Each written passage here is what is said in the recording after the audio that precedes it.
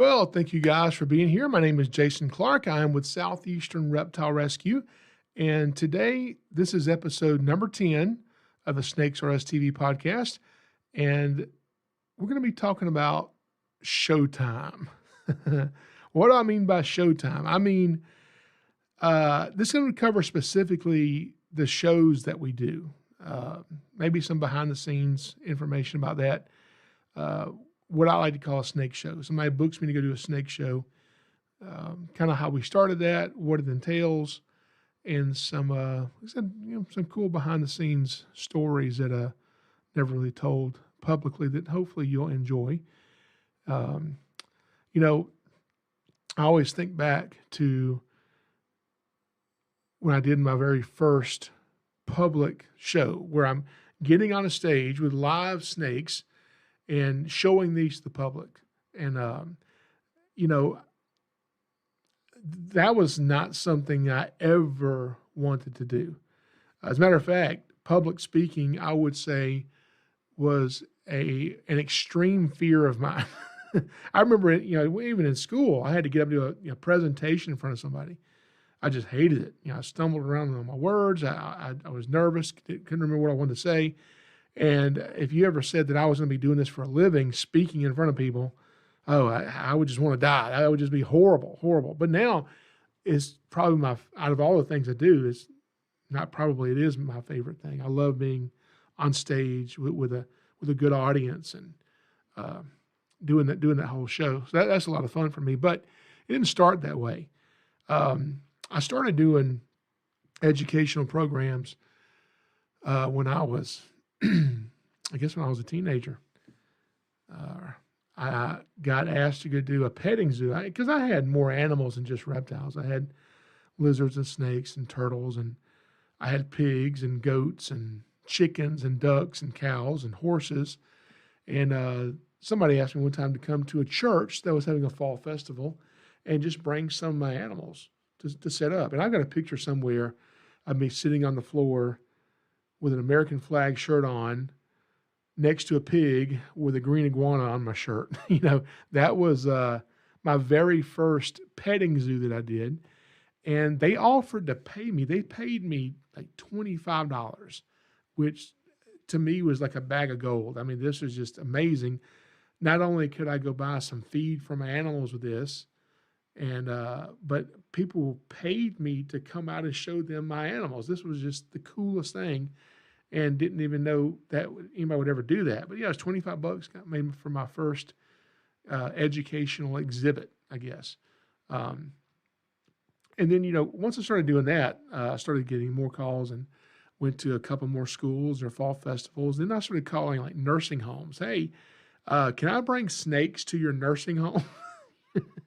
And they would have to go talk to the residents because we don't want to kill any of them, give them a heart attack or something with a snake. So only people who wanted to see snakes at these nursing homes would come down to this common area, and I'd go in.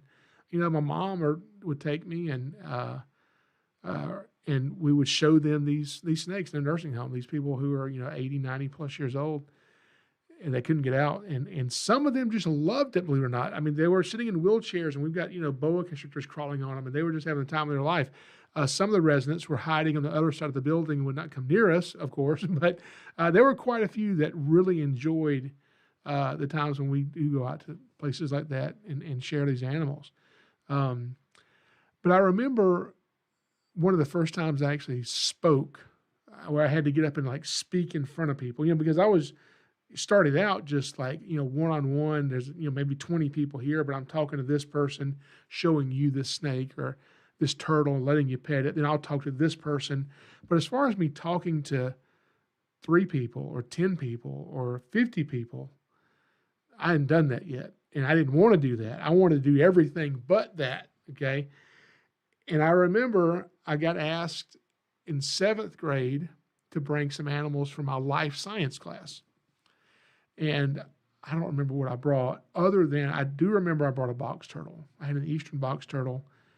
And I remember during lunch, they came and got me because the box turtle had escaped and was walking down the hallway of the school. Luckily, classes were not changing and able to get the turtle and put him up.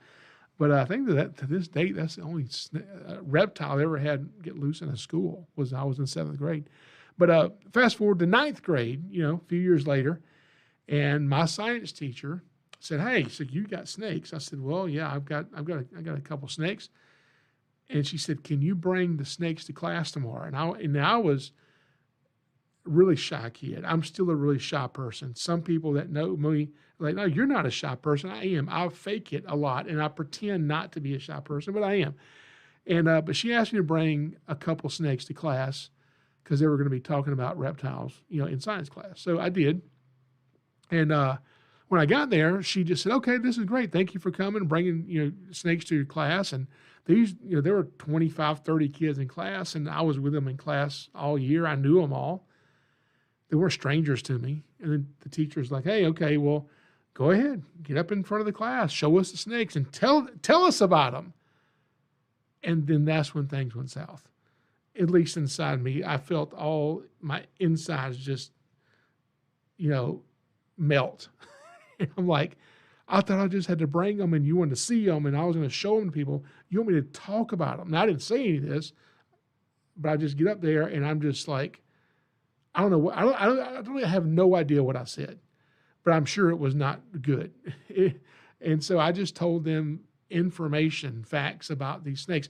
And the snakes I brought with me that day were 2 snakes, both the same kind. They were boa constrictors, common boa constrictors. And showing these snakes and letting people hold the snakes, pet the snakes the first time, and just answering their questions about the snakes. Well, I thought it went horribly because I was so freaking nervous. I was so nervous. And the science teachers thought it went wonderfully. And she said, "Hey, I have an idea. How about you miss all of your classes for the rest of the day?" Well, whatever she was about to say next, I didn't care. She had me at that, okay? Miss all my classes for whatever you want me to do. And she said, "You can stay in this class, and when we change classes, every new group of students that comes in, you do the same thing you just did with your class, with all these classes all day." Well, I didn't like that. But if I could miss out on going to my classes and doing actual work and got to hang out in this class and show my snakes, even if I had to talk about them, it was a trade worth taking. So I did it. And while I was there, the school counselor comes in. Never forget him. He comes in and he's got a video recorder and he's recording me talking to the students and recording me, with the snakes and letting them hold the snakes and things. And I didn't know what he was going to do with this recording. I just, but come to find out, after the school day's done, he goes and he edits this tape, puts music to it and graphics to it.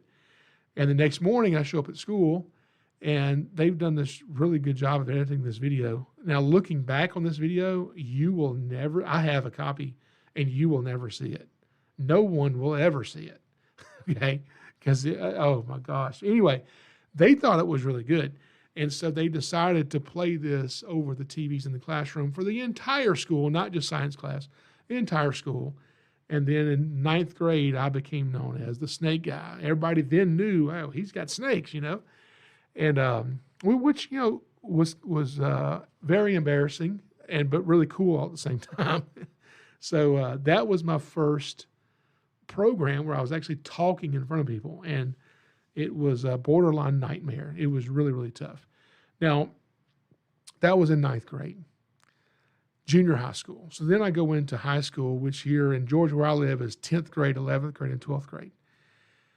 And I'll never forget, I was a junior in high school. I was in 11th grade, and that day we had a special event taking place at my high school. Some guy was bringing snakes onto my turf, okay? It wasn't my turf. I didn't do school programs. I only had a few snakes. But I was so excited. So we get to miss class and get to go watch a snake show? Yeah, heck yeah, let's go do this. So I go into our huge gymnasium and we sit on the bleachers, and down here on the floor, there's a table set up, and this man down here, and I had heard of this man before, never seen him before, never met him before, but I knew his name, and his name was Okefenokee Joe. At least that's what he went by. And he's very well known in Georgia. And so he gets down there and he pulls out a snake. I don't even remember what all snakes he had. I know he had some non-venomous snakes, and he had some venomous snakes, and all the snakes he had were native to Georgia. Rattlesnakes, copperheads, cottonmouths, rat snakes, things that are native. And he just talked about the importance of these snakes. And, I don't remember anything he said, to be honest with you, but I just thought it was so cool. This guy, this is his job. This school, I'm assuming this is his job. I don't know, but he's here. Maybe he came here for free to do this. Surely he did. I mean, they're not going to pay him to come to the school to talk about snakes, even though I got paid $25 for a petting zoo with a pig and an iguana and a goat, But they're not going to pay him because I'm a kid. They can give me $25. This is a grown man who has to drive a long way. I mean, even though he does all that, they're not going to pay him to do this. This is not his job. This is just, he's doing this to be nice. That's what I'm thinking. And so he does the program. I don't know how long it lasts, 30 minutes, an hour, whatever it was. And then the show's over, the bell rings, it's time to get up and go to class. And so he's down there putting the snakes back in the boxes, not packing things up, but just kind of, redoing things, getting ready for his second show that he's going to do for a different group that's about to come in. And I'm just beside myself. I'm like, he's doing a second show, and I have to go to class. I can't go to class. I have to stay for the second show. But I've got English class, and I actually have a test today in English class. So I'm like, well, I don't want to just not go. I'll go tell my teacher that I'm not coming. At least that she'll know where I'm at. So I leave the gym.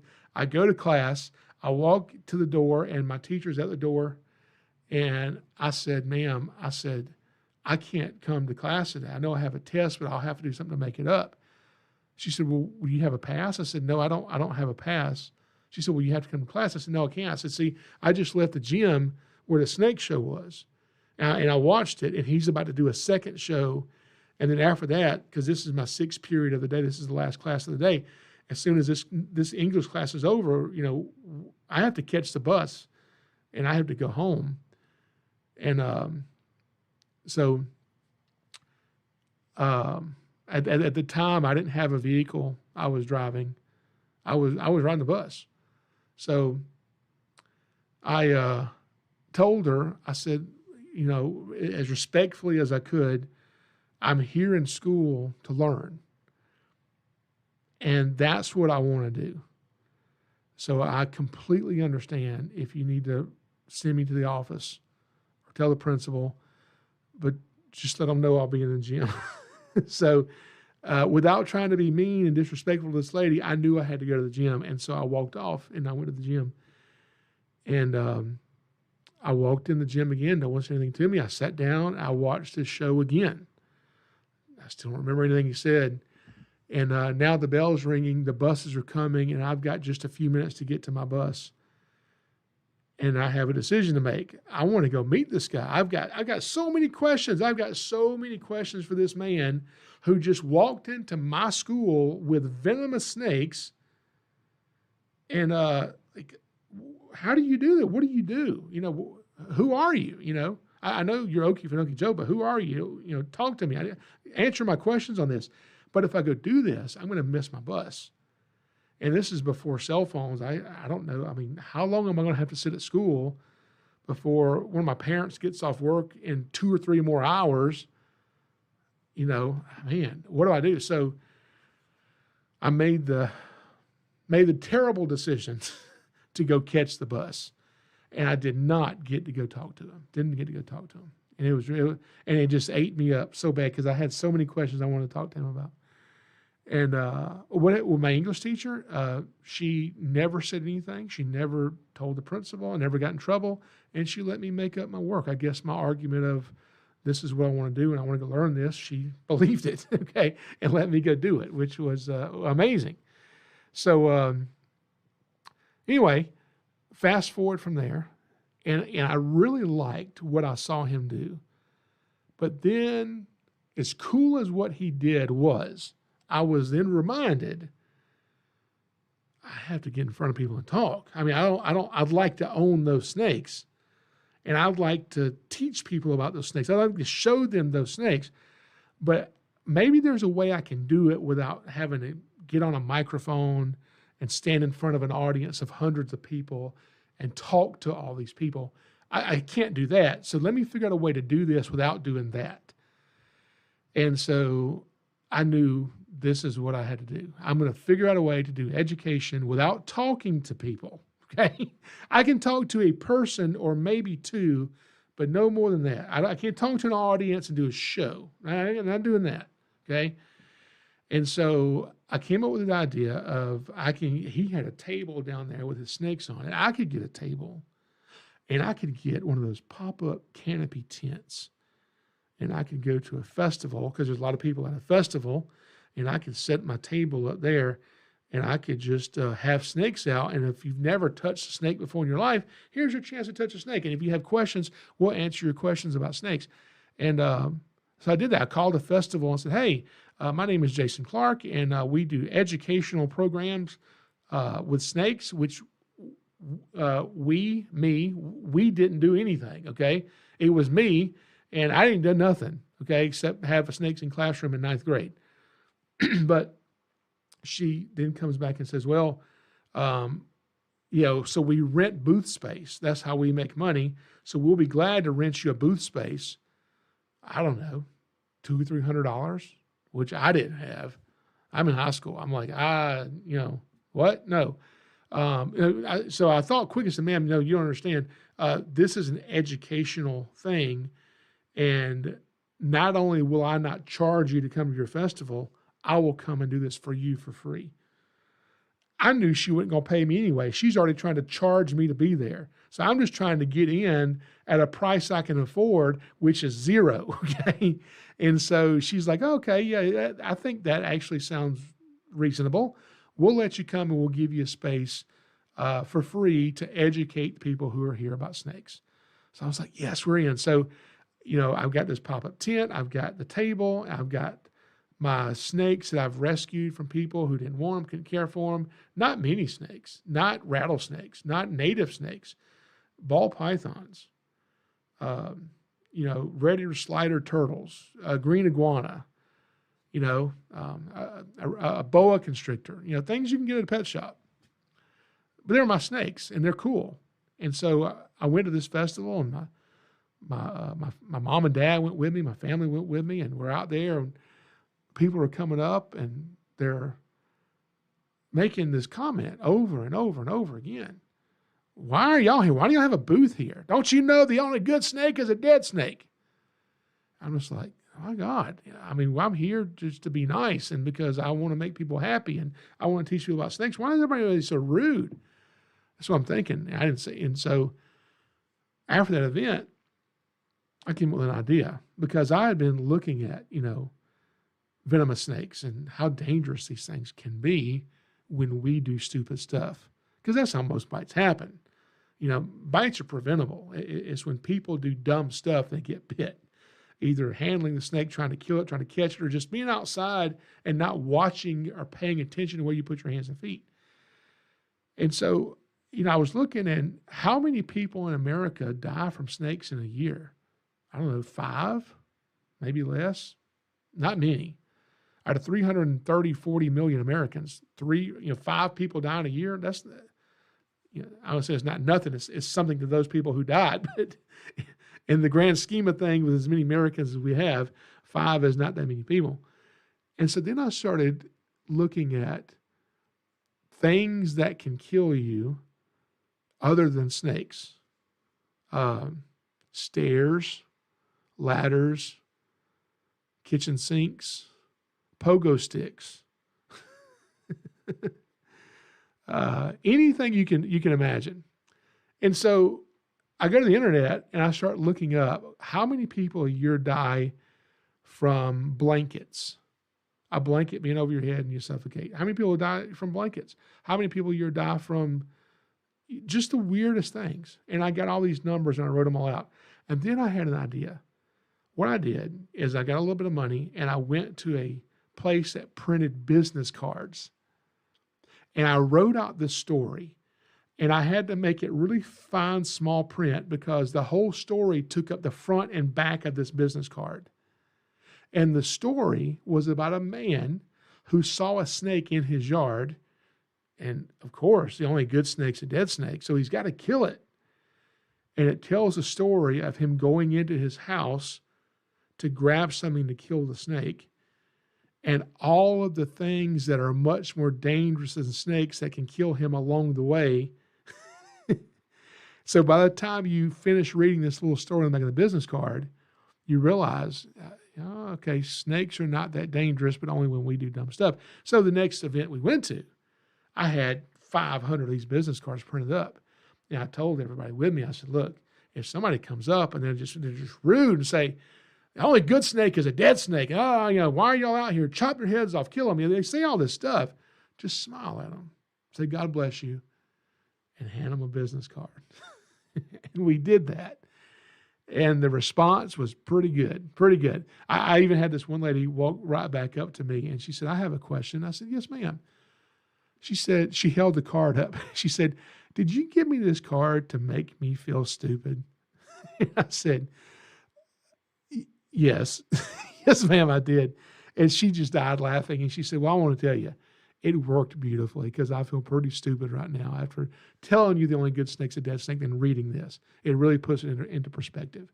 So I always tried to look for things outside of the box, things that were a little bit different that would appeal to me. And I figured they might appeal to other people. And so I always tried to do that.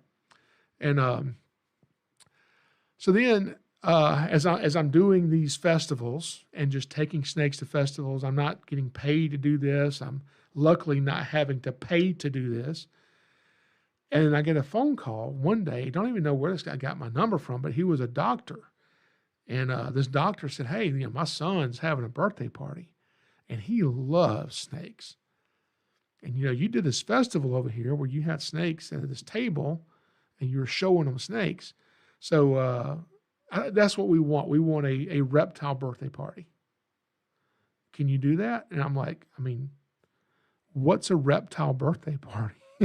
He said, well, you just like you do the festival, you just bring your table out and you just have your snakes set up and you just go through them one at a time and you just tell the kids and show them the snakes.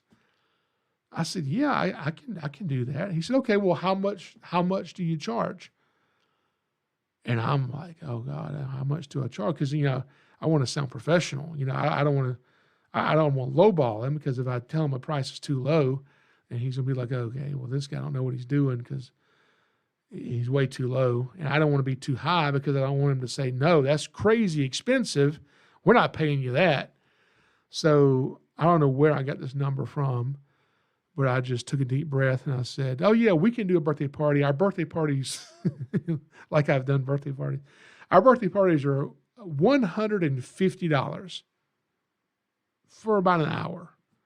He said, oh, that's a great price. Yes. I'm thinking, oh my gosh, I cannot believe because I'm thinking he's going to talk me down. We'll probably settle on $45, okay? And I'm going to start really, really high. And he's like, oh, this is great. $150, that's an awesome price. Here's the date, blah, blah, blah. So I'm like, hang up the phone, and I'm just like, oh my God, I just booked a reptile show. I'm getting paid $150 for this reptile show. I cannot believe this. And so I went and did it, and it went really good. And there was, 20 kids at the birthday party. And then all these kids at the birthday party, guess what they wanted? They wanted the snake birthday party. So I'm like, you got to be kidding me. So I booked another birthday party and another birthday party and another birthday party and another birthday party and kept doing it. I'm like, this is amazing. And then I got to where, there's only 10 kids here. They're not adults. These are little kids. I can talk to 10 kids. I can do that. And I did. It wasn't bad. Then some parties were 20 or 30 or 40 kids, and then all their parents. I was like, no, I don't like this, but it's not death. It's not horrible. I can do it, And so that's how that got started. And then I'll never forget, a phone call comes in, and the guy says, "Hey, I work at this nature center, and we have a snake show we're doing," which got me excited because I'm like, I want to go see this snake show. I need to, I've only ever seen 2 snake shows. It was on the same day by the same person. I want to go see, like, I want to see what somebody else does for a snake show. And the guy we have coming was somebody, I didn't know who the person was. He told me his name, and he's canceled. He's not coming, and we've already advertised it. And we don't want people to show up expecting to see snakes, and then there's no snakes there. So can you come here to our nature center and do the snake show in place of this person that can't come? And without thinking about it, I said, yes, I'd love to. I would not love to, but that's just what I said to the guy. Yes, I'd love to. Now, fortunately, it was a couple months away. It was not next week. It was a couple months away. So I'm thinking, okay, so I'll have time to prepare and figure out, what's a snake show? Like, what do I do? Because these are going to be, it's not a kid's show. These are adults that are coming. I mean, there could be 10 or 15 adults here. They could. What if there's 20 people here that are all adults, and I'm going to be on this stage talking to 20 people? What if it's 25 people? I don't think it'd be that many people. Maybe 10 or 15 people. So over the next couple months, it was summertime, I started looking up nature centers, zoos, any type of place that had reptiles that was doing any type of a talk, even for a 10-minute talk or an hour lecture on snakes. And I would go to these things. Some of them were a long way off, and I would go to them, and I would sit there because I want to see what you do so I know what to do, okay? And I learned so much doing that. What I learned was, I don't even like watching this show, okay? I like snakes, and I'm not interested in this, because I remember one place I went to, and they got up there, and they were just telling the snake facts. And it was, the audience was just a general audience, just families, men, women, children of all ages, of all backgrounds, just a slice of the public was here. And this person is telling them the heaviest snake in the world is the anaconda. The longest species of snake in the world is the reticulated python. The 3rd largest snake in the world is the Burmese python. So it's just statistics and facts and this and that. And so I'm listening to all this, and I mean, I'm not enjoying it, but I'm not compelled by it. I'm like, oh, this is cool. So this is a snake show. But then when the snake show was over, that's when I learned more than anything. I learned more from the audiences of these shows I went to than from any show I ever saw. Because at the end, people would raise their hands and say, I have a question. And the questions were never, okay, so you've told us the 1st, 2nd, and 3rd largest snakes in the world. What's the 4th largest snake in the world? No one ever asked the question, what's the 4th largest snake in the world? No one ever asked that. What they said was, I don't even like snakes. I'm just here because I came with my wife, and she wants to see the exhibits. But now that I'm here, when I have a copperhead in my yard, what do I do? I just chop his head off? What do I do? Because this guy, he doesn't know about snakes, so he's asking this expert up here, give me practical information that I can use, so when I encounter a snake in my yard, should I kill it? Should I not kill it? If I shouldn't kill it, why should I not kill it? Hey, he's asking a genuine question. I don't know what the lady said. I don't even remember what answer she gave him. I have no idea.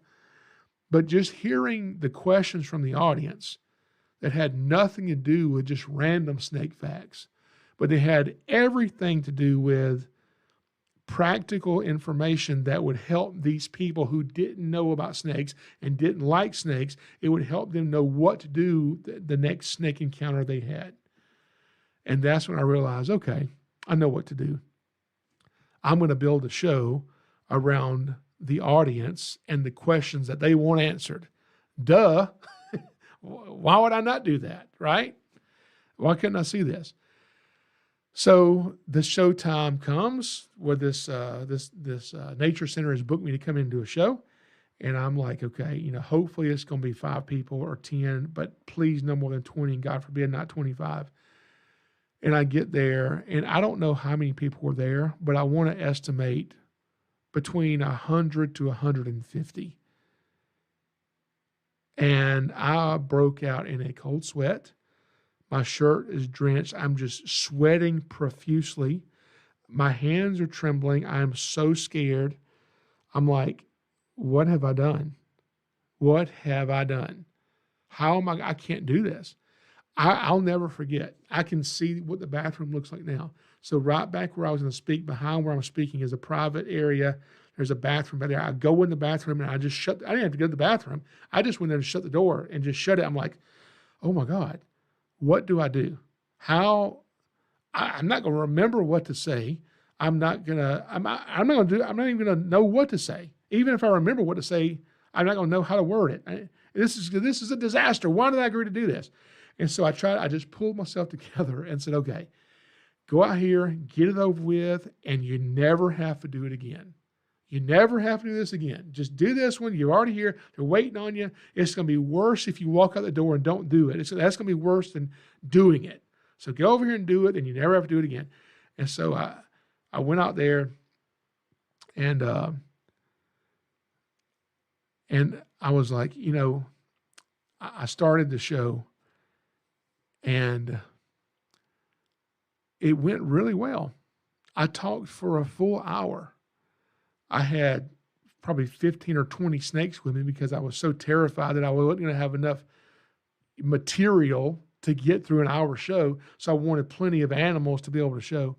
I don't think I got through all the animals.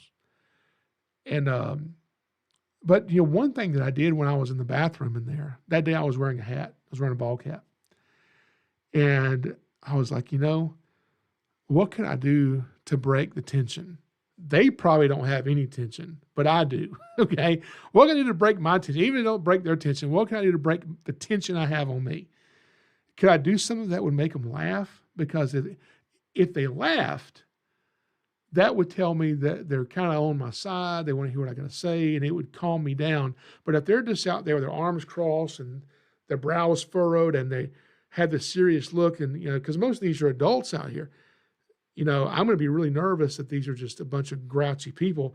But if they're loose and they're ready to have a good time and they laugh, I think I would be much calmer. So in that bathroom before I came out, I came up with an idea. And my mom and dad had come to that show.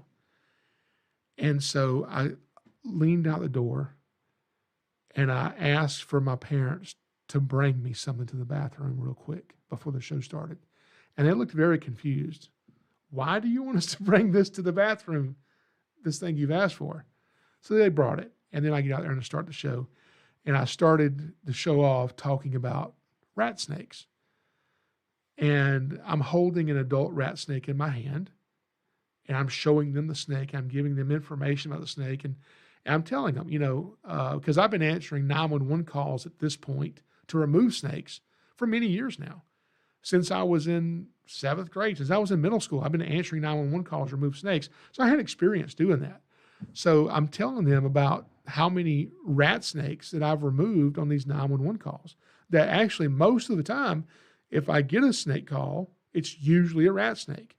And that the cool thing about rat snakes is when I get a call to go remove a rat snake from someone's house, that you just never know where a rat snake's going to show up. Sometimes rat snakes are in the weirdest places.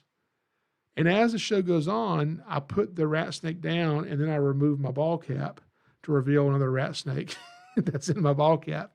And by the way, here's another rat snake. See, you just never know these things are going to show up. And the audience just died. They just loved it, And the snake loved it because of my bald, warm head. He was like, oh, yeah, this feels nice sitting up here, hidden under his hat, sitting on your warm, bald head. So anyway, the audience, it just caught them off guard and let them know, okay, you know what? Because they're nervous. These people weren't snake people. They're just here to kind of learn about snakes too.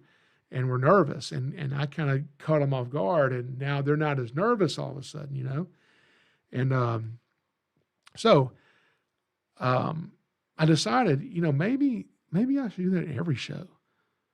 And then I said, what do you mean? Whoa. What do you mean every show? I thought I only had to do this show. I never had to do another show ever again.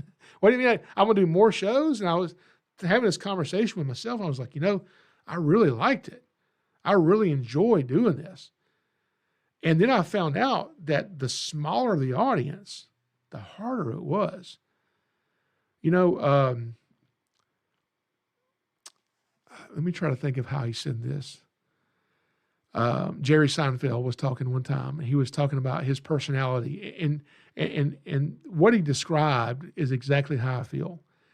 Basically, he was talking about if he goes into a party, okay, and he's told to go mingle with a few people at this party, introduce himself to this group of 3 or 4 or 5 people over here, and just chat with them and make small talk. That is horribly hard to do. I mean, impossible. He can't do that. And I'm like, I can't either. I can't just go up to these people and just talk to them and be comfortable with it, and make small talk. I hate that. But then he said, but if you give me a microphone and you tell me to get on the stage and talk to everybody here, I'm at home. I can do that. And for some odd reason, I felt like that was me. And he went on to say, I can't talk to any of you, but I can talk to all of you, if that makes sense, okay? And I'm like, that sums it up. That's exactly how I feel, because I found out if I go do a show, one of these birthday parties, and there's 10 kids there, well, those are hard to do. But if I go to this show and there's 150 people here, why is that so much easier? How in the world does it make sense that it's easier to get on stage and do a show in front of a large audience, and it's really hard to get on stage and do a show in front of a small audience? I didn't know the answer to that question. I do now, but I didn't then. And as I did more of these shows, and I got my licenses, and I got this license and that license, and I increased the number of animals I had. And then I started moving into native animals and venomous snakes. And because that first show I did, I had venomous snakes at that first show. The first birthday party I did, I had venomous snakes there too, non-venomous as well. And you're thinking, well, you brought venomous snakes to a child's birthday party? Yes. And here's why. You teach your kids the dangers of parking lots and roads and looking both ways, because they're always around cars. And then I'll ask, who likes to play outside? And all these kids will raise their hand. Who likes to play outside near venomous snakes? And the kids pull their hands down. But if you live in the southeastern U.S. and you're spending time outside, you're probably pretty close to a venomous snake. So if we're going to let our kids walk across streets and go through parking lots, and we're going to teach them the dangers that are there, but we're going to say, hey, go outside in the backyard for the next hour. I don't want to hear from you, okay?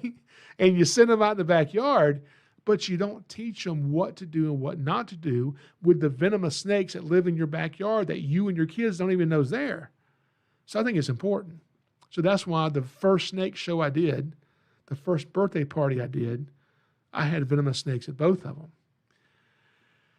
And as I started booking more and more shows, and many, many more shows, I started realizing, I needed to increase my price some, because if my price stayed really low, I got to do 1 million shows. But if I can, bring my price up a little bit, I can reduce the number of shows I've got and still make a little bit of money on the side, just enough money to feed my animals, because mice and rats, and they're expensive. And at the time, now I breed my own, but at the time I wasn't breeding my own stuff. And so they're expensive. And so I was just trying to make enough money to pay for my hobby. I wasn't trying to make a profit by any means, just trying to pay for my hobby, and so the animals can feed themselves and teach people about snakes and not killing snakes. And so as I started booking these shows, I started understanding why it's easier to talk to an audience of a few hundred people versus an audience of a dozen or less.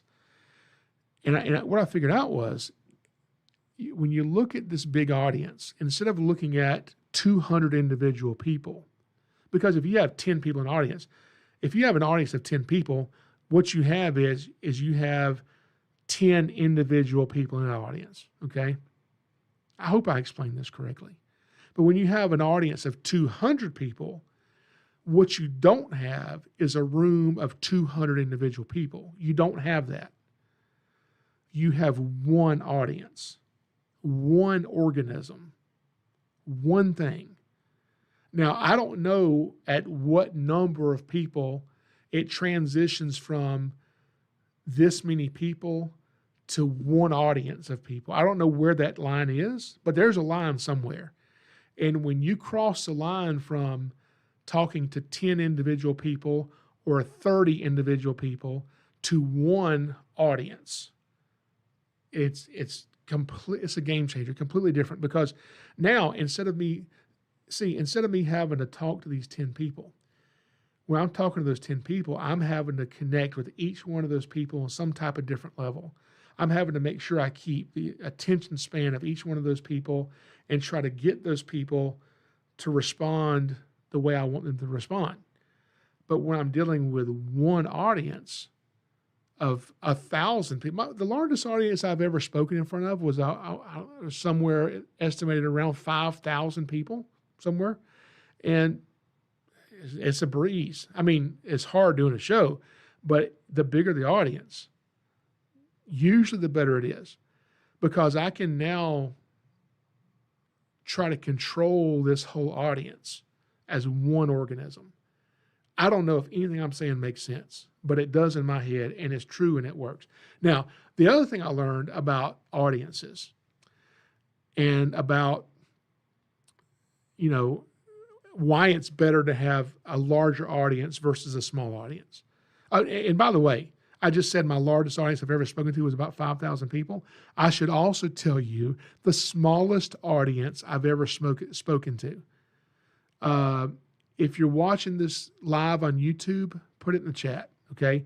If you're listening to this on Spotify, Apple, iHeartRadio, whatever you listen to, we record our podcast live Thursday nights at 8 p.m. Eastern Standard Time on YouTube. That's usually how we do it. So anyway, if you can guess the number of people, that was the smallest, the smallest audience I ever had. And I'll tell you, it was one person. Yes, very good. One person showed up for my show. It was not advertised I was going to be there, apparently. Or at least that's what I tell myself to make myself feel better, because only one person showed up. But I did a show for one person. How did I do a show for one person? I sat at a table with them and showed them one snake at a time that I brought, and I talked to this person individually for an hour. It was the hardest show I've ever done, okay? But what else I learned about doing these shows, it's not just the size of the audience. It's also how tall is the stage? How close are the chairs to the stage? If we're indoors, how high is the ceiling? If they're sitting in chairs, are the chairs spaced apart? Are they at individual tables? Or are the chairs very close together? And you're thinking, well, what does this matter? I didn't think it mattered either, but I found out it absolutely matters. It absolutely matters. Have you ever heard, because you remember I said my first show, I decided I wanted to try to make these people laugh. If I can make them laugh, I can bring their guard down.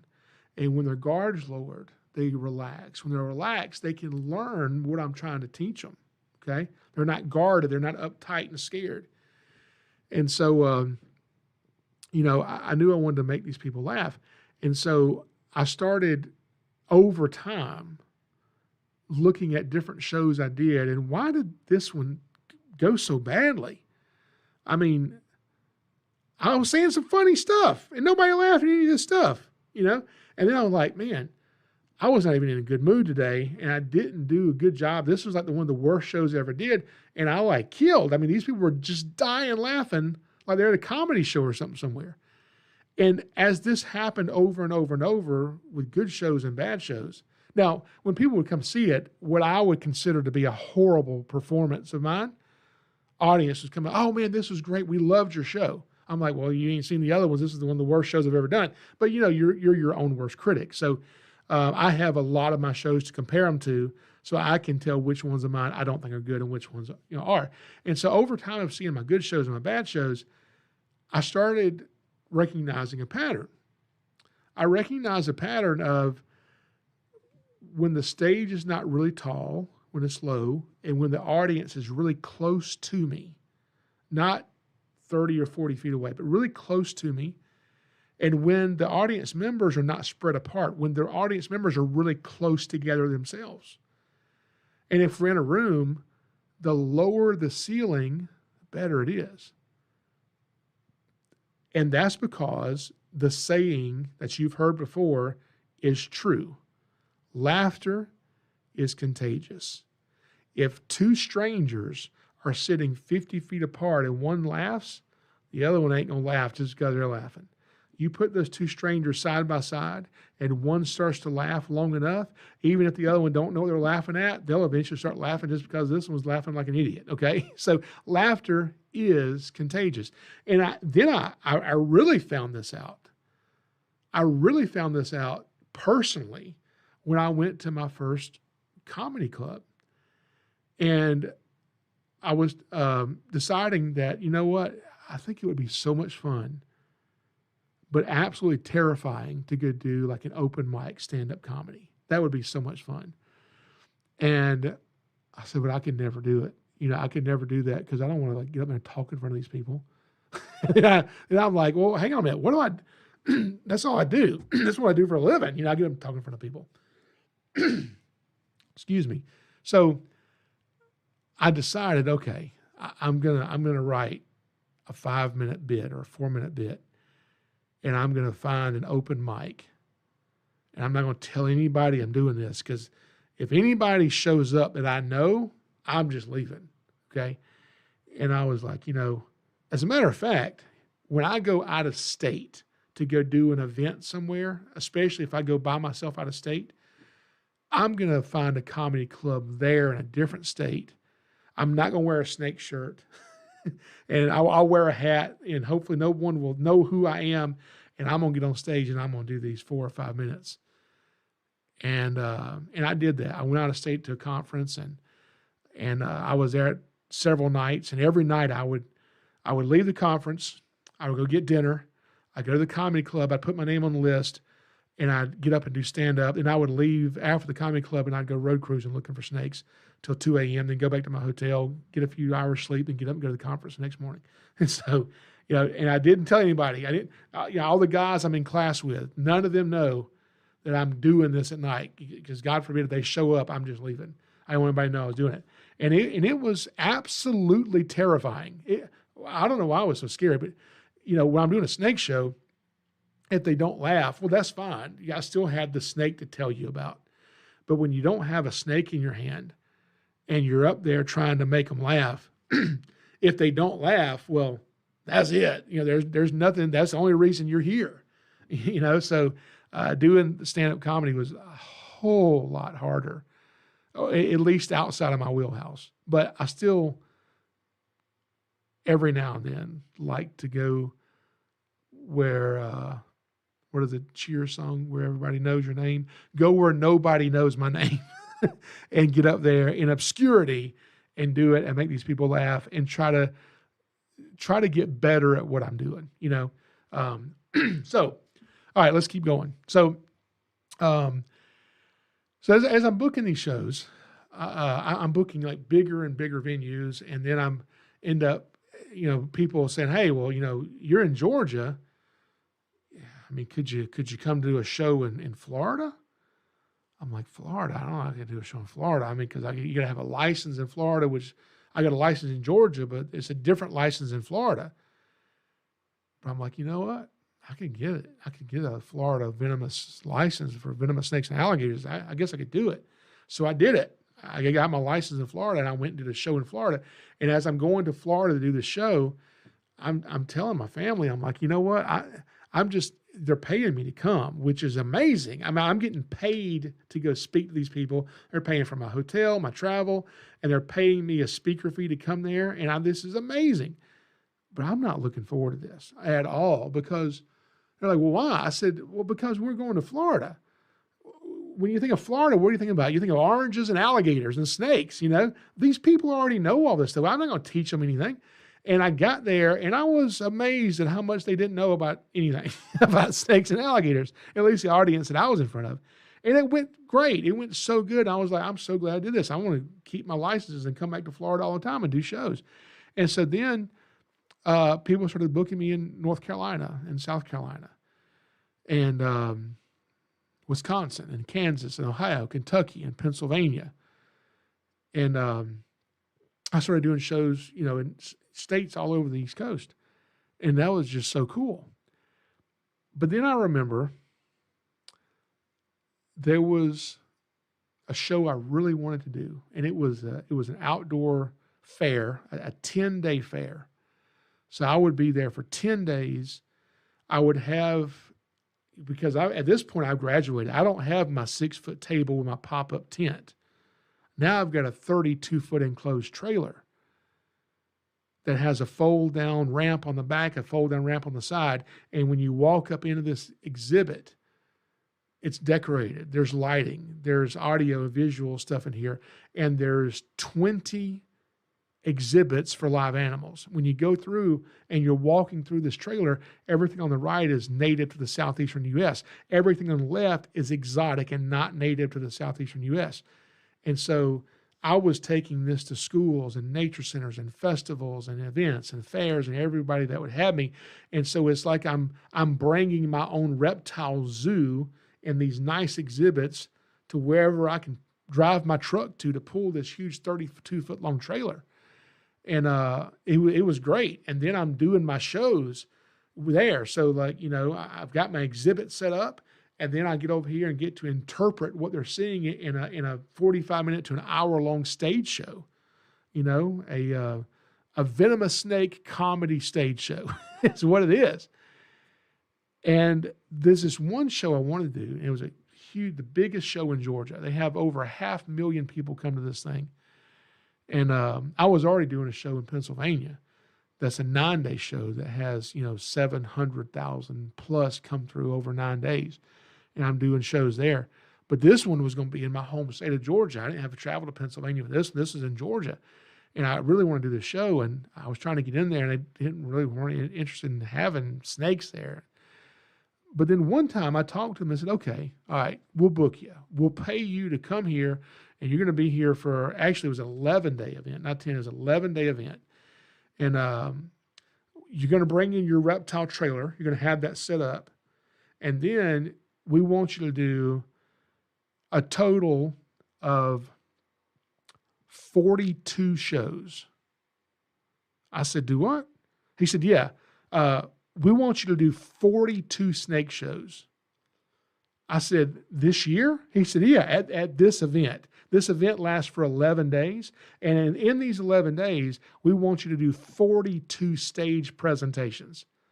I'm like, how? How am I going to do that? He said, well, you do one at 2 o'clock, then 4 o'clock, then 6 o'clock, then 8 o'clock, every day without fail. You know, sign this contract if you want to do this. And I said, oh, I mean, how do I do 42 shows in 11 days? Okay, I'm going to try this. I'll have to have extra snakes because we'll have to have extra snakes to use here and trade these snakes out, and we will have to figure this out. And he said, okay, great. He said, now he's writing notes as we're talking. He said, no, how big is your stage? I said, how big is my what? He said, your stage. What are the dimensions of your stage that you'll be bringing to do your show on? I said, my stage. He said, yeah, you got to have your own stage. You have to provide. You have a stage, correct? I said, oh, yeah. I understand what you said. Yeah, I've got my own stage. Yeah, I own a stage. Yeah, of course, yes. What are you wanting to know about it? He said, well, how big is it? What are the dimensions? How long is it? So we know we have enough room to fit it. I said, oh, man, how big is my stage? You know, I can't remember at the moment, but I'll tell you what, I'm going to go home today, and I will measure my stage, and I will email you the answer to that. So I went home, and I said, oh, my God, I got to get a stage because I don't have a stage. And I was like, where do I get a stage? I have no idea what to do. So then I remembered in my woods, I have this flatbed car hauler trailer, and somebody had given me a nature center had given me a snake, and they said, "Can you take the cage with the snake?" They loaded the cage with a forklift on my trailer, and I hauled this cage home, and it's so massive, I could never unload it. I didn't have a forklift to unload it. And if I had a forklift to unload it, I couldn't fit it to the door of my snake building. It was just why did I even take this stupid thing? And it was so heavy, I couldn't get it off. And so what did I do? I just parked the whole trailer in my woods and said, well, that's where that lives now. And I left it. And it sat there for years. And I said, you know what? I can't get that cage off that trailer, but I could dismantle that cage and just tear it apart and just, get rid of it. And then I could move that trailer, which is barely a trailer at this point. This is a very old trailer. My dad left me this trailer after he passed away. This was his old trailer, and it's in such disrepair. I don't even know if I could pull this thing down the road. But I've got like 7 or 8 months here, okay? 9 months, whatever it is. I got 9 months that I can create this trailer. A baby develops 9 months in the womb. Surely I can make a stage in the time it takes a baby to be made. I can make a stage, okay? So I pull this trailer up to the house. No. I drag this trailer that won't even hardly, the wheels won't roll up to the house, to my driveway out of the woods, and dismantle this cage off of it. And I take the tires off and the rims and take the hubs off and replace them. And get my friend Keith to build the stage up from being a few inches off the ground to making it a little bit higher off the ground and putting a big flat sheet of steel on it. And then we coated that. And then I came up with these ideas of putting these these brackets that I found. I could put these brackets on here. And what I did is I was laid in bed one night and I was just trying to picture, how can I make the stage look nice? How can I make it look professional, like I'm not some hack? It looks like I know what I'm doing. And I came up with the idea of putting these poles on the stage that would fold up and bend. And so I got up out of the bed, I grabbed a piece of paper, and I drew a rough sketch of how I saw this in my head.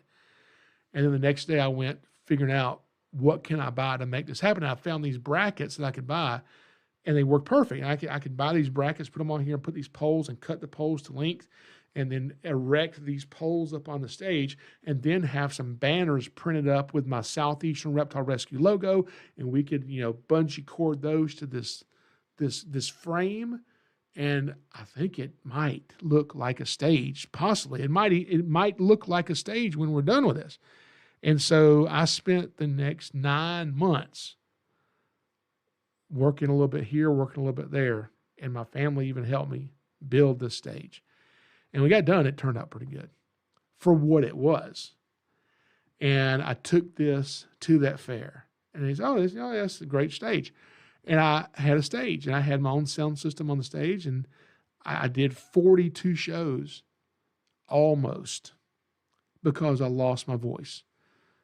I was talking so much because every time I'd finish a show, well, where's there to go but over here to my reptile exhibit and sit in this chair, which is what I've always done. And people, as they come by the exhibit, oh, yeah, great show. We liked your show. How old's your tortoise? All these questions, same questions you get all the time. And as I'm answering questions after the shows and doing the 42 shows, midweek, I've lost my voice. I'm talking and nothing's coming out. So I had to cancel shows, which is not a good thing. I got a contract to do these things. And so we were praying, God, please send rain so they can cancel the show today. So because there's rain, I can't do the show. And so it rained. And so I was able to cancel. Oh, well, it rained, can't do it because of the rain. So then we figured out from that, it's great to have a stage. I don't have to get my animals to some stage everybody else is using. I can keep my animals for the show here on stage, have my own sound equipment, my microphone set up how I want it. This is great. But then I was like, after using this stage for 2 or 3 years, and losing my voice here and there, we decided, I think I need a new stage. So my old stage, we converted it to a trailer to carry my four-wheelers on. And then I found my new stage. My first stage was a 16-foot trailer. My new stage was a 28-foot enclosed trailer with living quarters inside. And the side of the trailer folded down into a stage that was the same exact size as the first stage I had, 8 foot by 16 foot. I said, this is great. And now I had an option. I could do a show, and after the show, shake hands, talk to a few people, answer a few questions, then go inside my trailer, sit in my recliner, prop my feet up, edit some YouTube videos, save my voice, come out and do show number 2, show number 3, show number 4. That day's done. I haven't lost my voice. And that's how I was able to do 42 shows for, I think, 8+ years now. That particular event has booked me to be there. And I don't have to cancel shows anymore because I have a cool snake stage. So that's going to bring us just about to the end of this. But before we go, one more thing I want to mention before we go. And when I was doing these shows, I was and still am very self-conscious getting on stage. I pretend that I'm not, because if the audience thinks I'm not, they think, oh, this is a pretty confident guy. He knows what he's doing. But I'm from Georgia. I don't know if you guys have noticed or not, but there are some people in America that believe I have a Southern accent. I don't, okay? This is how you're supposed to talk. There are some people around the country that don't know exactly how to talk like we do. But anyway, this is how you talk. But, no, I was very self-conscious because I wanted to be taken seriously. I'm here to teach you about snakes. And I don't know everything about snakes, but I do know a lot about snakes. And there's more that I don't know than I do know, for sure. But I want to be taken seriously. I don't want to be just some redneck hillbilly hick up here with his pet snake showing you, here's a copperhead. I wanted these people to take me seriously. So I said, I've got to remember not to say y'all. And I'm going to try to stand up straight and stand at the front of the stage. And I'm going to try to, command my presence. And I'm going to, try to give this speech about these snakes and really hammer my point home and sound professional. And I thought that was the right thing to do. Until I was driving home from Savannah, Georgia. I was on Interstate 16 heading north. You ever been on the I-16 from Savannah to Macon? From Savannah to Macon, what's there is nothing is there. There's an interstate, and if you're lucky, you might find a gas station, but you probably won't, okay? There's not much in between Savannah and Macon. So I'm driving, and I've got the radio on. I don't remember. I wish I could remember what song it was, but it was some classic rock song, and I'm jamming out, listening to the song, and the thought occurred to me that, people remake songs all the time. And I don't think anyone's ever remade this song. And I hope they don't remake this song, because if they remade this song, it would just not be as good. And it wouldn't be as good because of the flavor this singer adds to it. The way he pronounces his words, the way his words roll off of his tongue. It's just so different, and it's unique, and it's so him. And as I'm thinking that, I'm like, oh my God, what have I done? What have I done? I'm doing my shows wrong. I'm trying to be something I'm not. I'm trying to be professional. I ain't no professional, okay? I don't know what I'm doing. I've just learned a lot about snakes, and I'm trying to take these myths about snakes that y'all think are true, and dispel these myths and show you the truth about snakes, that these things are actually good to have around, even the venomous ones. And I don't consider myself a professional, even though I'm getting paid to do this. I'm not a professional, but I really want people to take me seriously, but I also want them to get something out of this show. And that's when I decided I wasn't going to ever worry again about getting on stage and slipping up and saying y'all, or sounding the way I naturally sound. This is just the way I talk. Now, instead of standing at the front of the stage and giving my speech for my next show, I did something different. The box I keep my rattlesnake in is a little bit different because I usually use a big rattlesnake on stage. So I've designed this box a little differently. It's about 3 foot tall. And I figured out if I slide this box over next to the table, what I can do is I can just sit on that box. And I can just look out at my audience and we're ready to start the show. And I can just say, hey, how y'all doing? Thank y'all for coming. We're going to talk about some snakes. And instead of doing the speech, I just started talking to this audience as if we were my friends. And just like I mess with my friends and joke with them, I do the same thing with this audience. And because I was so much more relaxed, they were too. And that's when I saw my shows change. That's when I saw people book me more and more and more and more and more. And I got a call from a person I respected very much, an actual herpetologist, okay? And John Jensen with Georgia Department of Natural Resources, herpetologist. And I'd looked up this guy for so many years. And he said, hey, we're having this meeting about amphibians and reptiles and conservation and all this stuff. And there's going to be all these people in the industry there, researchers, et cetera, et cetera. And why don't you come and, do whatever it is that you do, your little show thing that you do. I said, oh, yeah, I would love to. I'd be honored to do this. Heck yeah, I want to do it.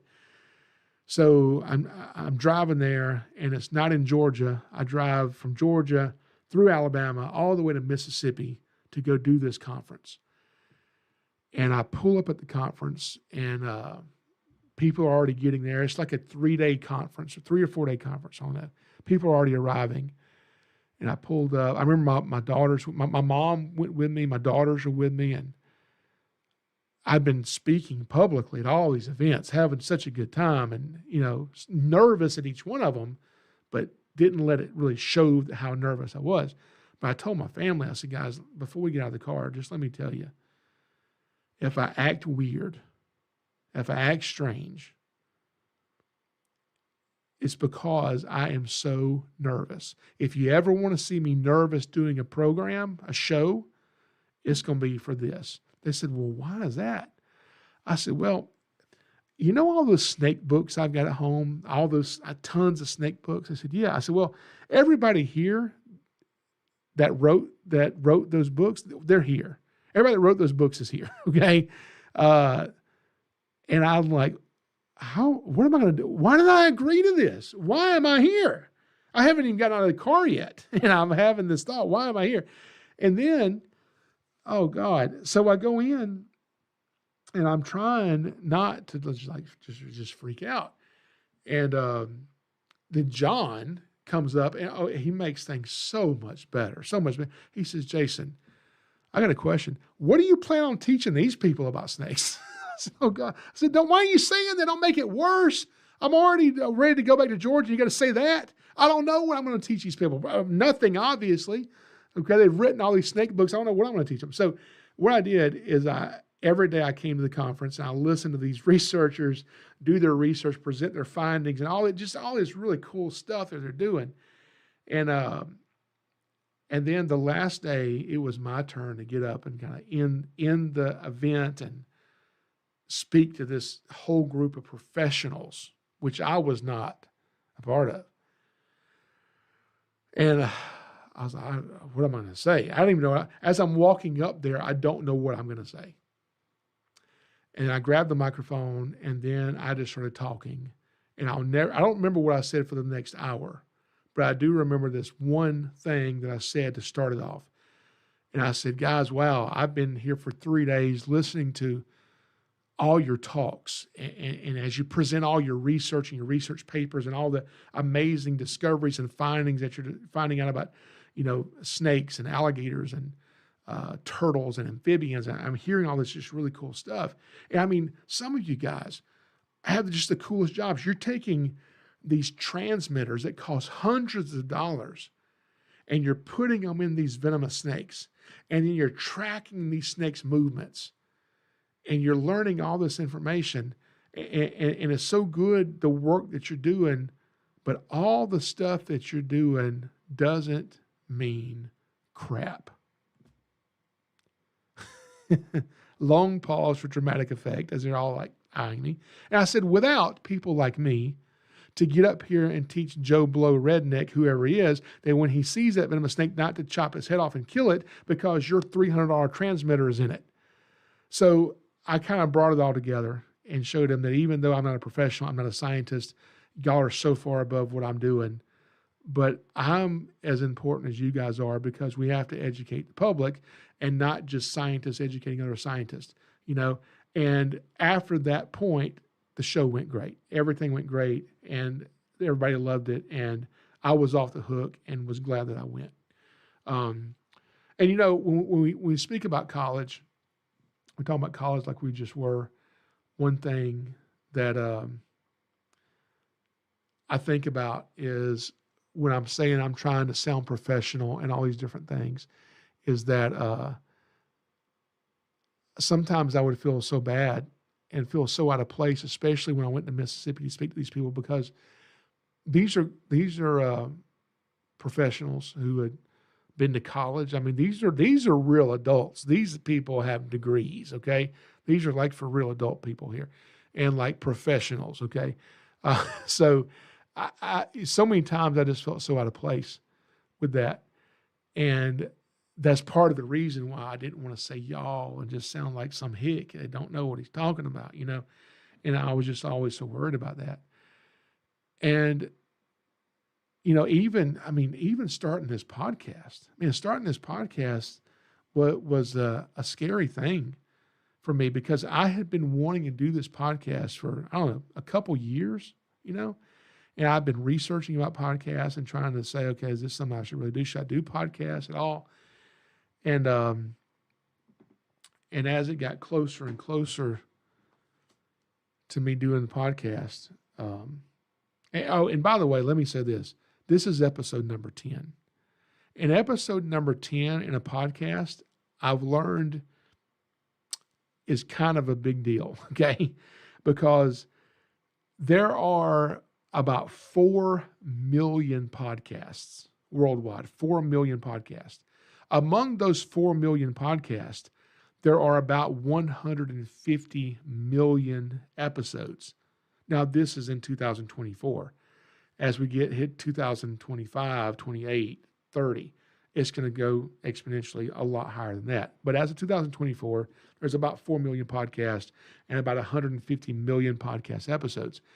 And 90% of those 4 million podcasts never make it past episode number 3. Episode number 3. And here I am at episode number 10. You know what that does? What that does is that puts me in the top 32% of all podcasts in the world. Now, I like to think I'm in the top 32% of all podcasts in the world, because we have the most compelling, the most entertaining, the best podcast you'll ever listen to. But it's not. That's not why we're in the top 32%. We're in the top 32% because I did 10 of them. That's it, okay? Whether they're good, whether they're bad, I did 10 podcasts. I'm in the top 32% of all podcasts in the world. Now, once I reach episode number 21, watch out. Watch out, because I'm going to have such a big head. You think it's big now? I ain't going to be able to fit through this door of the studio, because once I hit episode number 21, that puts me in the top 1% of the 4 million podcasts that in existence. All I got to do is do 21 episodes. Now, I say all I have to do is 21 episodes. That's hard. 10 episodes has been tough. I understand why people don't get past 3 episodes, because every time I finish one of these episodes, I say, well, I don't know what the next one's going to be about. What in the world are we going to talk about next? I have no idea. So episode 11, is there going to be an episode 11? I hope so. What are we going to talk about episode 11? I have absolutely no clue. Hopefully it'll come to me. I think it will.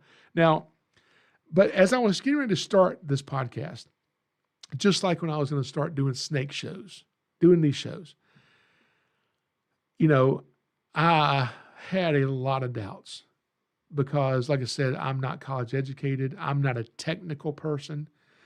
I had to run internet underground from one building to this building. I didn't know how to do that. I didn't know what computer program to get to load on my computer. I didn't know what camera to buy.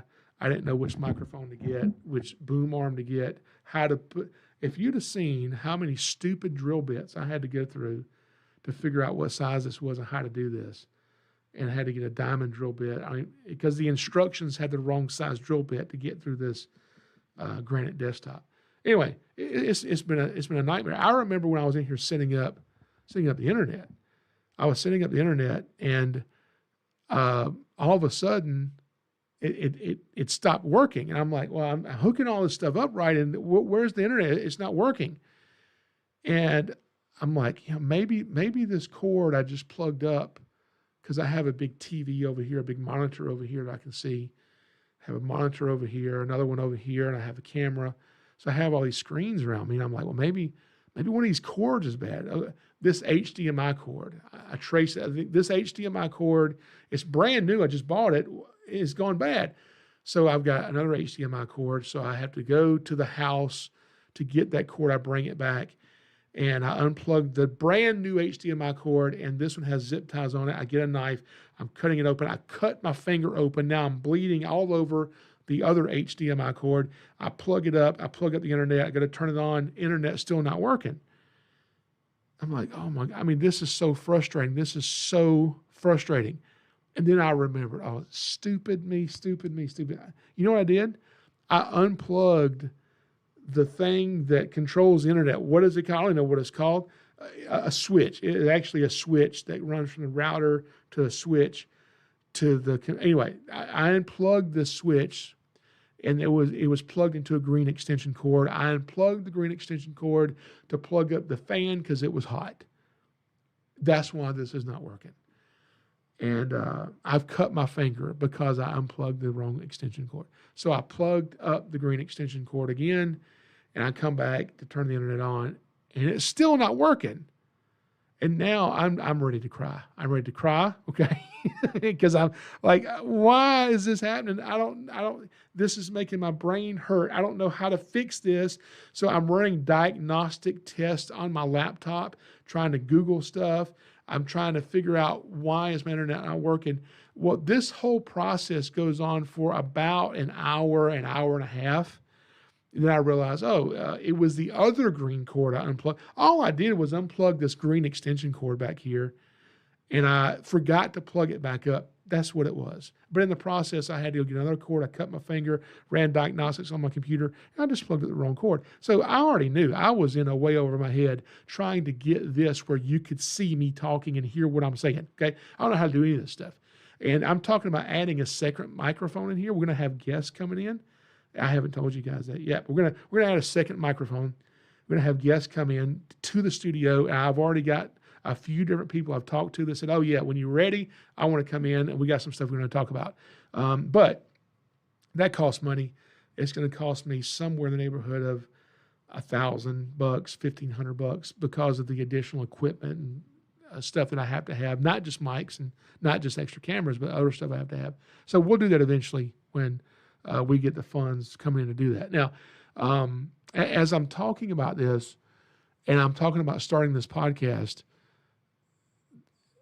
every time I thought of it over the last 2 years, 3 years, I've thought of doing this podcast was, how do you do a podcast? Just like, how do you do a snake show? I don't know. So I started listening to podcasts, and I found some that I liked. One of them is called Snake Talk podcast. Chris Jenkins does that. He actually had me on the podcast one time, and he's got a bunch of episodes, and he's a scientist, and he interviews scientists about snakes. If you want to know about listen to all mine first, then go listen to Snake Talk. It's really good, and I enjoy it. And so when I was doing this, I'm like, you know what? I'm going to call Chris. Chris is the president and CEO of the Orient Society. They do research about mainly eastern indigo snakes, but other species as well, including amphibians and different things. But really great work. The Orient Society does. And so I called Chris and I said, hey, listen, I just have a question if you have a minute just to pick your brain. You've been doing this podcast. You had me on as a guest, and you've done a lot of episodes, and I'm thinking about starting a podcast. Basically, what I was doing is I was calling Chris so he could talk me out of doing a podcast. So he would say, oh, yeah, well, here's all the problems you're going to run into. And I was hoping that would just say, oh, yeah, I'm glad to talk to you. Not my thing. I'm going to move on and not do a podcast. And as I told him this, he's like, he said, Jason, I started my podcast because I'm a scientist. And I know all these scientists from all over the world. And it'd be nothing to get a phone call and just do an interview with them. And I knew most of them would all do it. So it was a no-brainer for me to start a podcast. He said, but you starting a podcast would be much different, because even though what you do is you work with snakes and alligators, and that's what it's about, but it's really about you and what you do. And he went on to say a lot more things about it, but basically he seemed much more excited about it than I did. And I was like, well, you kind of talked me into it instead of talking me out of it, which is what I was kind of wanting you to do. And so he gave me some very helpful pointers, and I decided, okay, let's do this. Let's go buy some equipment and let's start a podcast. But as I was starting this podcast, the question started coming into my mind, and this question would not leave my mind. And that question was over and over and over, but what if it doesn't work? What if I can't do this? What if I'm no good at this? And what if I do it and nobody listens to it? What if I go through the effort, I do it, and people are like, stick to the YouTube videos. This is really stupid. Okay, we don't want you doing a podcast. This is not good. This is not interesting, and we can't listen to this. Okay, so don't do this anymore. I would take their advice and not do it, but that would be really hard to hear because you put forth this effort. And so I was like, what if it doesn't work? What if I buy this equipment? What if I buy all this, the lighting? What if I buy all this stuff? What if it doesn't work? Then what I'm going to have to do? And then I know what I'm going to have to do, which is horrible. I'm going to have to list this stuff on Facebook Marketplace. And you know what that means. Message. Is this item still available? Can you ship this item? Will you take $10 for it instead of $200 for it? And then if they decide to buy it, then you got to drive, you got to meet the person and deal with this individual. I'm like, that's worse than public speaking. So I don't want to have to do that. I'm like, oh man, should I do this? What if it doesn't work? And because I'm not a professional, I haven't been to college. And then I remembered something. I remembered something that says professionals built the Titanic, but amateurs built the Ark. And I was like, yeah, that's a good way to look at this. Professionals built the Titanic, and the amateur built the Ark. So I don't have to be a professional. I don't have to have a college education. I don't have to do all these things. And then I started asking the question. I stopped saying, what if it doesn't work? I stopped saying that. And I started asking the question, man, what if it works? What if I do this podcast and people listen to it and listen to, a lot of it and they like it. And then they want to listen to another episode next week. Because there's so many cool things I do in my job, and 5% or less of the cool things I do, I film. And then a small percentage of that, I actually edit and put it on YouTube. But all these cool things I do that I don't even get to film, I could get in the studio every week and just tell people, hey guys, I'm back again for episode blah, blah, blah. Here's what happened this week. Because I always have such cool things that happen every single week. What if this works? And that just started getting me thinking about people I talked to throughout the week. I was talking to somebody who was talking to me about a problem they had and they were asking the same question that I had been asking them about starting a podcast. I want to do this, but what if it doesn't work? What if it doesn't work? What if this bad thing happens? What if this bad thing happens? What if this happens? What if it doesn't work? And I was able to tell them, but what if it works? What if it works? You know, once you've gone through all the negative, once you've agonized over every reason why it won't work, once you've done that, set all that stuff to the side, okay? Set all that stuff to the side and then start asking yourself for just a few minutes, what would happen if it worked? If this thing that probably won't work, probably not, what would my life look like if it worked? Let me just imagine this for a minute. What are the good things that can happen? And start going through those things in your mind. Even if you don't really believe it yet, start thinking of the things that could happen if it worked. And as you do this exercise, what I've figured out is often what you'll find is the things that could happen if it works out, those good things that could happen, all those things outweigh all the bad things that could happen if it doesn't work out. Now, not always, but usually that's what happens. And if all the good things that could happen that you can imagine, if all those things outweigh the bad things, then it's worth doing it. And I knew it was time for me to start a podcast.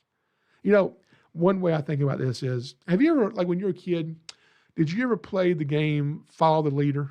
You know, when you play Follow the Leader, you walk directly behind who the leader is, and then all the kids line up behind the leader, right?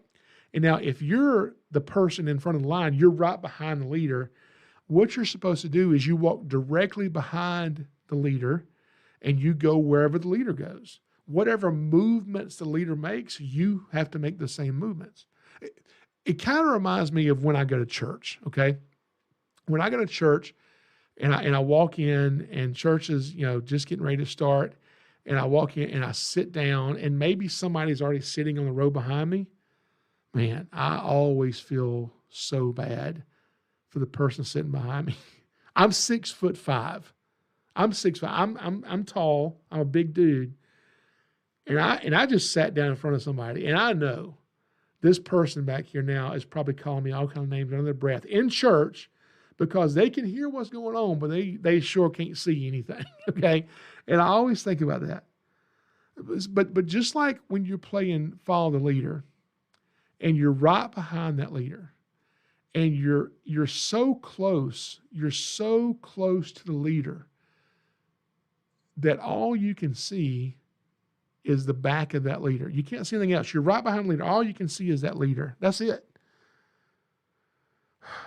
You know, unfortunately, sometimes we play Follow the Leader with fear. And we let fear lead us. When fear is leading you and you're playing Follow the Leader with fear and you're right behind fear and you're following fear wherever it takes you, all you can see is fear. That's all you can see is fear. So how do you not let fear become your leader? How do you get out of the game of Follow the Leader if you're following fear? How do you do this? Well, fear usually starts with worry. And I know people say, oh, I'm a worrier. I worry about this. You know, there's a lot of people who are just worriers, you know. But fear usually starts with worry. And worry is the exact opposite of faith. Now, if you don't exactly understand what it means to have faith, this isn't exactly what faith is, but let me try to explain faith in its simplest form that help me understand what faith is. Worry is the opposite of faith. When you worry, okay, basically what you're doing is you have this problem, you have this issue, like me starting a podcast. I'm thinking about starting a podcast, and worry is me thinking of all the bad stuff that could possibly happen. Some of it might actually happen. But worry is me thinking and dwelling on these thoughts and focusing on the thoughts of all the things that could happen if this doesn't work out. That's what worry is. Now, faith is basically the same thing, but in reverse. Faith is like imagining all the good stuff that could happen if this works out. Living with worry and living with faith, whichever one you have, both of them require the exact same thing. Whether you are a person who walks on faith, whether you're a person who wallows in worry, doesn't matter which one it is, both of these things require the same thing. They require you to imagine things that have not happened. The good part about all of this stuff is that you get to choose from now on which one of those you dwell on. And you realize some of the things that you just absolutely knew that you could not do, just maybe it might just work. And if it does, all these things I've imagined, man, wouldn't that be so cool? Anyway, this has been episode number 10. I made it to episode 10 of the Snakes Are Us TV podcast with me, Jason Clark. Next week, I'll be back with episode 11, God willing. And one more thing before you go, I want you to remember this. Jesus loves you.